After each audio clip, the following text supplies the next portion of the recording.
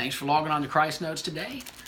As always, it's such a pleasure to be able to share the truth with you, the truth that sets us free. And today, we're going to be reading out of Galatians chapter 3, verse 6 and 7.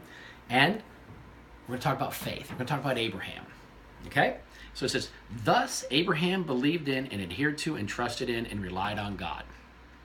And it was reckoned and placed to his account and credited as righteousness, as conformity to the divine will and purpose, thought and action. Know and understand that it is really the people who live by faith who are the true sons of Abraham." So remember, we were talking yesterday where it's not by keeping a law that we're counted as righteous. It's by faith. Okay? Let's think about Abraham for a second. Let's think about Abraham's faith. The father of faith, Abraham. 100 years old. His wife's 90. And his wife must have been a beautiful woman, because we can read in Genesis where Abraham actually called her his sister so that the kings wouldn't kill him off and take his wife. So she beautiful. And Abraham's very successful. Him and Lot, they couldn't live in the same valley together because they had so much stuff. So he's very successful, beautiful woman. But so clearly they had tried to have children. He's 100, Sarah's 90. God comes down, says, "I'm going to give you a child, I'm going to be an heir. You're going to be the father of many nations." How did Abraham respond? He laughed. Sarah laughed. They couldn't believe it. It was beyond anything that they could get their heads around. Can't do it.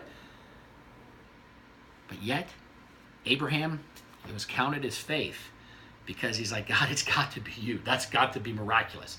It's beyond what that's really? You're going to give me a kid?" But remember, faith the size of a grain of mustard seed. Really, really small. Blow them out right on the seed.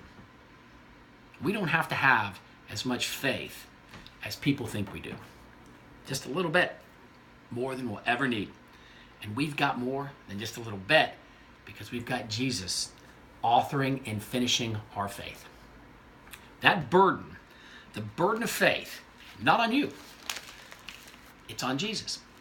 I honestly believe with all my heart that faith is not our ability to believe God. Faith is Jesus' ability to believe God working through us. That's why he is the author and he is the finisher of our faith. He knows exactly what you need to be faithful. He knows exactly what I need to be faithful.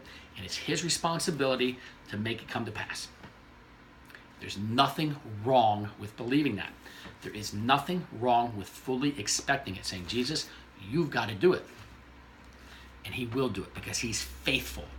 He is not only willing, he's able to do. He's able and he's willing to do what it is he promised to do.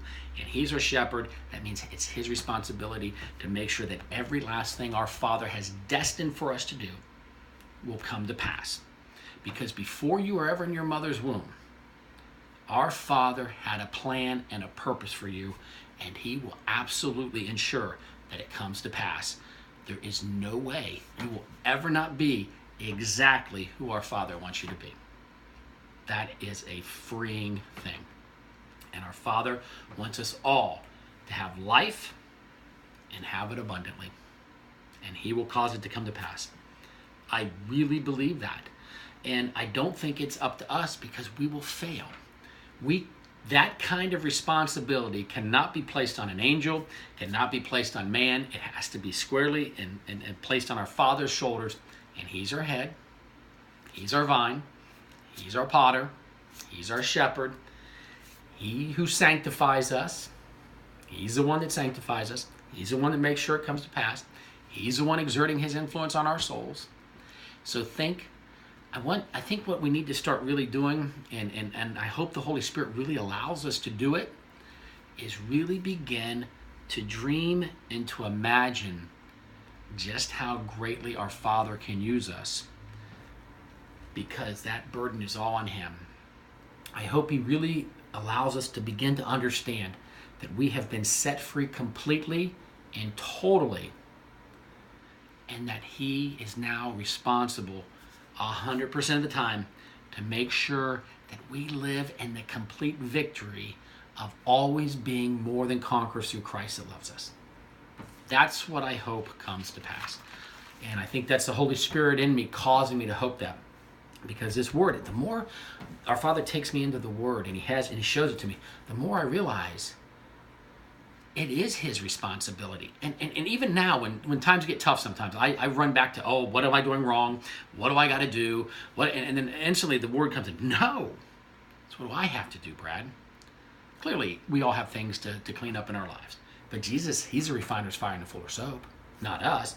God is a gardener. He'll prune out of us the things that aren't producing fruit so that we can be used to produce more and more abundant fruit.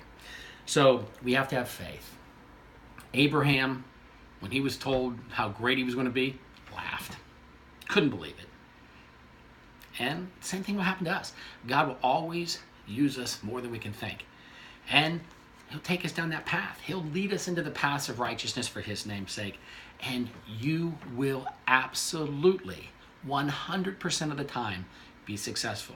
And every last thing in your life now works out for good.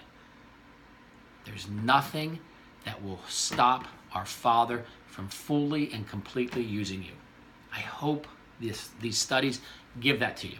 I hope that you can understand it, because salvation is a great thing, but the burden is light and the yoke is easy to be borne.